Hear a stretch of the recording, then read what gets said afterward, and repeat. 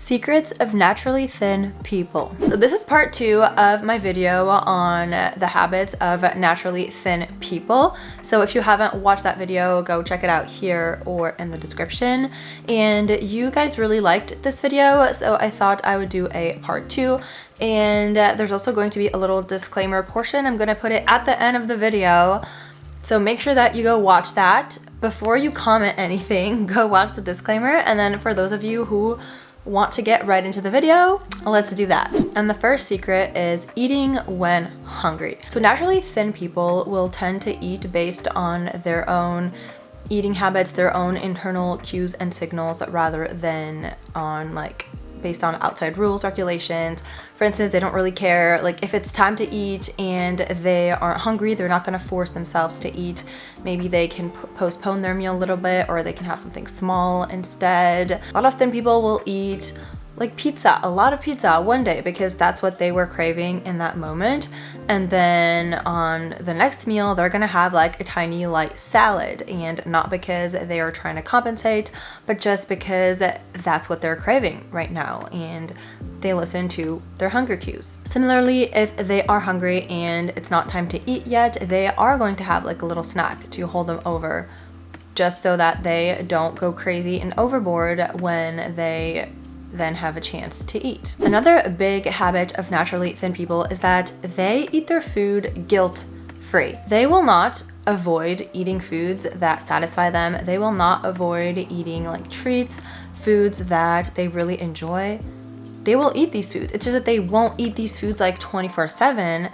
And most importantly, when they do eat these foods, they are going to appreciate them and they're not going to feel guilty about what they're eating. This is super important because it really helps prevent overeating and binge eating, because if you crave a food and you tell yourself that you can't have it, you're going to crave it even more, and then once you finally have access to this food, you're gonna eat like way too much.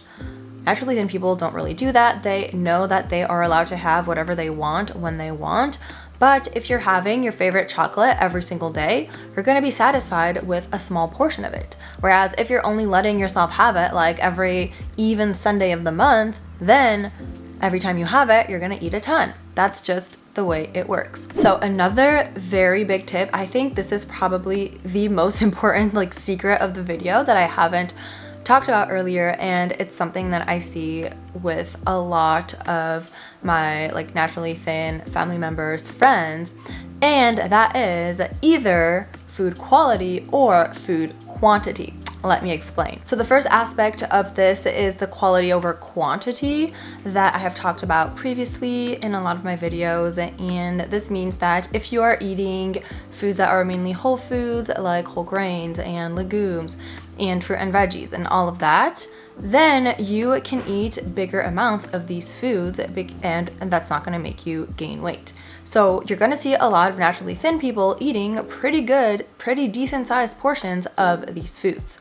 However, you are also going to see thin people eating pizza or burgers or more junk food types. And the thing that they rarely do is eat both the big portions and the low quality food. So a thin person will have no problem eating a big meal with lots of whole foods and having pretty big portions, but it will be a little bit harder for them to eat a big meal with a bunch of pizza. If they do have pizza, they're gonna have a couple slices. Or if they do have a burger, it's gonna be maybe just the burger, not the fries and the Coke and the ice cream. And I'm talking in general, of course. Obviously, people will have days where they have big portions of pizza, whatever. But in general, that's really the thing. Thin people really eat any types of foods. Nothing is off limits. It's just that when it is food that isn't super healthy, then it's going to be a small portion, and that portion is going to be enough to satisfy them, because like I've talked about earlier, they're not going to feel guilty for having that. They're not going to have all these shameful thoughts that are going to lead them to eat a ton of that food. So if you're looking from the outside and you're seeing your naturally thin friend who is eating a huge poke bowl with a bunch of healthy foods, and you're wow, their portions are really big, and then another day you see them eating some pizza and you're they even eat pizza, it's just that it's genetics, it's nothing I can do.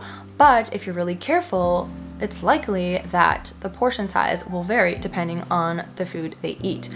And like I've talked about earlier, even if days happen where they eat like a ton of pizza, probably they're gonna have a much lighter meal before or after. Again, this is not something that they do intentionally. We're talking about natural habits. It's just something that their body will tell them because they are used to listening to their bodies and doing things that make them feel good in all aspects. So it's either healthy foods with bigger portions or less healthy foods with smaller portions. And again, this is all in this idea that it is not something that they think about. It just, that's kind of how they regulate it. But it is something you can emulate. That rhymes. So another huge one as well is no food obsession. The thing is that naturally thin people just don't care that much about food. They will not spend hours upon hours planning their meals, analyzing nutrition labels, checking macros and calories. They will think of something that they want to eat, foods that they like, they will make it, they will eat it, and they will move on with their day. If they ate a meal that was healthy and that tasted good, that they enjoyed, that's great. But if they didn't, they move on. It's not the end of the world. They know that they have like thousands more meals that are going to happen where they can make better choices and meals that are more satisfying or healthier. Now, of course, a lot of naturally thin people will get excited when it's time to eat. They will be happy to eat their meal, but that's like the only window in which they will think about that. They're not going to be obsessing over what they're eating before the meal. They're not going to be thinking about what they just ate after the meal. They're going to enjoy the present moment, focus on their meal, be happy about it, and then move on to other things. When you think about it, any type of diet plan that you go on, it is going to have you be super focused on the foods you can or can't eat, on which foods you should be buying, on the nutrition labels, what you should be checking, what you should be avoiding, and the different types of ingredients that you should be eating. And all of that is just going to be like in your head all the time. So it's going to fuel this obsession with food, and it can never work because you're constantly thinking about what you eat. So of course, it's not possible to then not be upset. It's not possible to do other things because you're spending your whole day thinking about food in a way that wants to be like healthy, because it's like, I want to have a good diet, so this is a good thing. I'm thinking about food, but it's still you obsessing over food instead of you potentially doing a bunch of other things that can fuel you in other ways. And to kind of go along with this point, we have the next point, which is making room for the rest. For naturally thin people, food is not their entire life. Food is not the main thing in their life. Food is just one small aspect of their life. Again, doesn't mean they don't enjoy it. Most of them do. It's just that they enjoy a ton of other things as well. Most of them also have a ton of hobbies that they can turn to when they are bored or sad, and food is not something they have learned to turn to when they're feeling emotions. They have learned to turn to other things like their hobbies or friends, talking to people they love. And I have a whole video on emotional eating if you want and how to get out of it. You can check it out here or in the description. And another thing that they do kind of in this in the same idea is that they are not going to use food as a like reward. They're not going to like treat themselves with food in the same way that people who are more obsessed with food will. Like, absolutely they can have maybe a celebratory dinner because they did good on their exam, but in this case it's going to be more about sharing this moment with family or friends than about just like eating a bunch of food.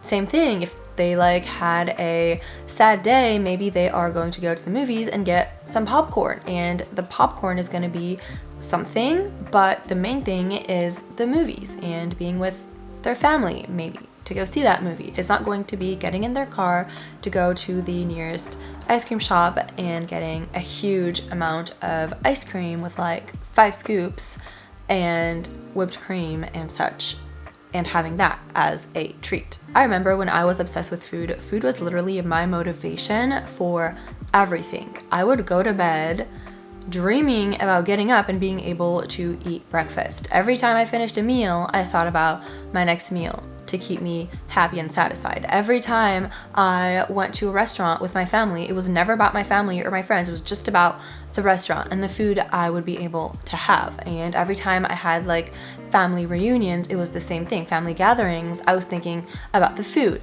And this was extremely tiring. And then when I started focusing on all the other wonderful things life had to offer besides food, I completely forgot about food. Like now, sure, I enjoy food, but it is absolutely not at the forefront of my mind. In fact, it really never is. Unless something delicious is right there in front of me, I'm gonna enjoy it for a few minutes and then I'm literally over it. If you want to know a little bit more about that, I made a whole video on my journey with food that you can watch right here or in the description. And finally, naturally thin people do not have a scale obsession. They do not weigh themselves obsessively. They know that their weight can fluctuate and that doesn't really mean anything. In fact, a lot of them don't even own a scale, and they aren't trying to measure themselves to see how much they've lost or gained. They're just assessing things based on how they feel. Do they feel comfortable in their current bodies, in the energy that they have? Do they feel comfortable in their clothes? They feel comfortable in all of these aspects, like when they do physical activity, are they able to do so? It's going to be more about these things, and again, things that they feel internally. So it's not going to be this obsession over a number that doesn't really mean anything. Most naturally thin people know that if they take care of themselves and if they eat things that make them feel good and also that satisfy them, and if they sleep well, if they exercise, if they do all these things, then their weight is going to be the weight they're supposed to be at. It's going to be their natural weight, and it's not something that they stress about or worry about. And again, I'm talking about naturally thin people here, not people who are thin by doing a lot, like so many artificial measures. Which kind of leads us into my disclaimer that I have to make. First of all, I really want you to remember that you should not be judging yourself if you do not have these habits. Most of the naturally thin people have these habits because they were kind of taught them. They don't have any merit. It's not something they worked for. It's just the way that things were for them. Usually it's people who were raised with enough money to have balanced meals, who didn't experience food scarcity, who didn't experience any type of trauma around food or trauma in general. So again, please know that this is not a reflection. Like if you don't have these habits, it's not a reflection on you at all. It's not your fault at all, and be kind to yourself for that. This video is just to show you that these are things that are attainable and that it's never too late to start to build these habits. And at first, yes, it's not something that is going to be natural or intuitive, but if you do it long enough, then it can be. And especially if you want to have kids, then it's this kind of wealth that you can pass down. These kinds of habits, you can pass that down onto them. And yes, of course, some of it is genetic. Yes, I addressed that in the previous video, but not everything. There's definitely things that can be changed via your habits. I'm not talking about people who are thin because they are doing dangerous things. They are going on dangerous diets. They are skipping meals. They are just doing things you don't want to be doing. Again, these are things that these people do naturally without thinking about them, and the goal of this video is for you to try to emulate that so that it can become natural.